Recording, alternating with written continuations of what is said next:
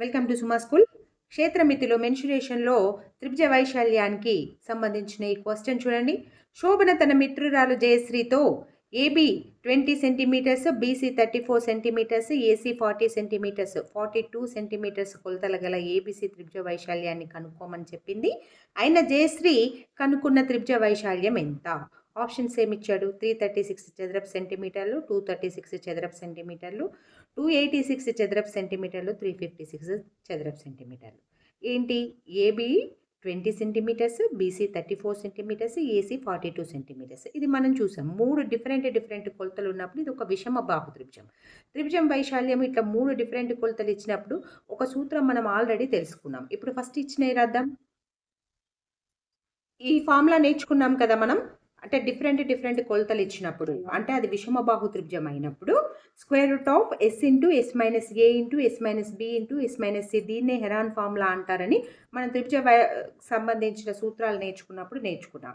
ఇప్పుడు ఇందులో ఏ అంటే ఏంటి అంటే 20 సెంటీమీటర్స్, బి అంటే 34 సెంటీమీటర్స్, సి అంటే 42 సెంటీమీటర్స్. ఇక్కడ రాసాను చూడండి. A is equal to AB is equal to 20 centimetres, ఇది బి. ఇప్పుడు ఎస్ అంటే ఏంటిది అంటే అర్ధ చుట్టుకొలత, అంటే a plus b plus c by 2 అనమాట. ఫస్ట్ అది ఫైండ్ అవుట్ చేద్దాం. S is equal to a plus b plus c by 2, ఇందులో అవి సబ్స్టిట్యూట్ చేయండి. A value, b value, c value add చేయండి. 4 2 6, 4 3 7 2 9, 96 బై 2. ఇప్పుడు దీన్ని కట్ చేయండి.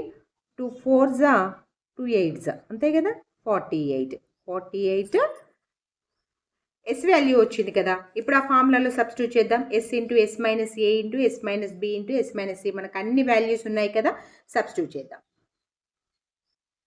చూడండి, ఎస్ ఇంటూ ఎస్ మైనస్ ఏ into yes minus B into yes minus c. ఇప్పుడు దీన్ని సింప్లిఫై చేద్దాం. ఇంతే కదా. 48, ఇక్కడ 28, ఇది 14, ఇది 6. ఇప్పుడు దీనిలో స్క్వేర్ రూట్ అంటే ఒక్కొక్క డబల్ వచ్చేటట్టు చూద్దాం. అంటే 6 ఇంటూ 6, 14 ఇంటూ 14 అట్లా వచ్చేటట్టు చూద్దాం. అప్పుడు వర్గమూలం ఈజీగా కనుక్కోవచ్చు. చూడండి, ఇక్కడ ఎట్లా రాశాను? ఈ 48ని 8 ఆళ్ళు 48గా రాశాను. అంతేనా? 48, 14 2 28. ఎందుకంటే ఇక్కడ 14 ఉంది, ఇక్కడ 6 ఉంది. కాబట్టి ఈ రెండింటికి ఒకటి రాసుకోవచ్చు, ఈ రెండింటికి ఒకటి రాసుకోవచ్చు. ఇక్కడ 2 ఉంది. ఇప్పుడు దీన్ని ఎట్లా రాస్తాను? 2 ఇంటూ 2 ఇంటూ 2గా రాస్తాను. చూసారు కదా. ఈ 8ని 2 ఇంటూ 2 ఇంటూ 2గా రాశాను. 6కి రాశాను. ఇక్కడ 2కి 2 ఉంది. 14 ఇంటూ 14 ఇంటూ 6. ఇప్పుడు చూడండి, ఈ 2 2లకి ఒక 2 రాసుకుందాం. అవునా? ఈ ఒక్క 2కి నేను రౌండ్స్ పెడుతున్నా. ఈ 2కి ఇంకొక 2 రాసుకుందాం. ఈ 6కి ఒక 6 రాసుకుందాం. ఈ 14కి ఒక్క 14 రాసుకుందాం. ఇప్పుడు ఇవన్నీ మల్టిప్లై చేయండి. ఇదే దాని స్క్వేర్ రూట్ అవుతుంది. అంతే కదా. సో 336 చదరపు సెంటీమీటర్లు. వైశాల్యం ఎంత? 336 చదరపు సెంటీమీటర్లు. ఆప్షన్స్లో ఉందేమో చూడండి. ఇది ఆన్సర్ అవుతుంది.